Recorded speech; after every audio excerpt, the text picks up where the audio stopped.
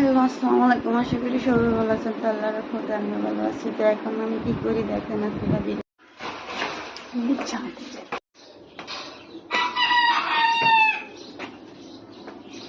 আজ ছাদের দরজাও লাগাই নাই, দেখছেন অবস্থা।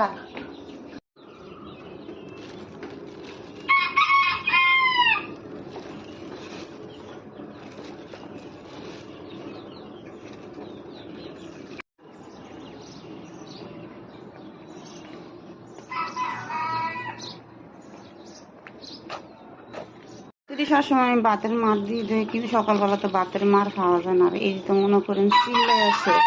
তো এখানে আমি বাদ দিছি আর হচ্ছে গমের ভুসি আর এইখানে এসে কিছু ফিট, এটা মোটা ফিটটা মিক্স করে এখন আমি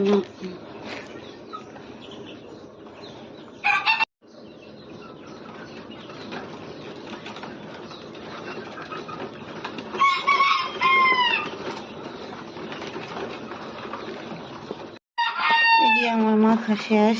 এখন বড় ডিরে দেবো, ছোট ডিরে দেবো না, কারণ ছোট ডি এখন এখানে অনেক আদার পড়ছে না। এই আদার গুলো খাওয়া শেষ হইলে আমি আবার এই জায়গাটা ঝাড়ু দেবো।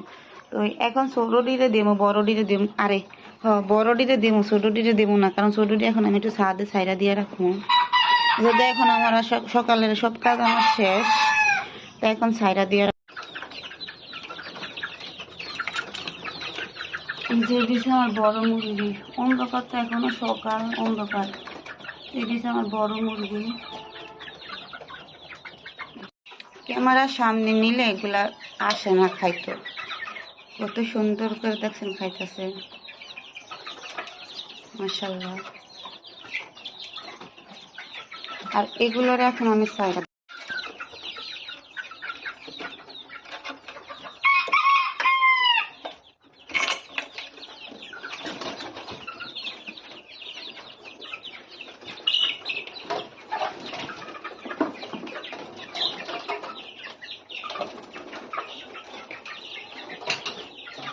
এখন এগুলো যে আদারগুলো পড়ে রয়েছে না, এগুলো এখন টোকায় টোকায় খাইব। তাহলে আমার আদারটা নষ্ট হইলো না। সবগুলা আদার এখন টোকায় টোকায় খাইব। তো টোকায় টোকায় খাওয়া আমারও নিচে কাজ শেষ। এখন সবগুলো আদার এখন টোকায় টোকায় খাইব। এগুলো তো আমি ফালাই দিলাম বলে, কিন্তু আমার ফালানো লাগবো না, এগুলো টোকায় টোকায় খাইব।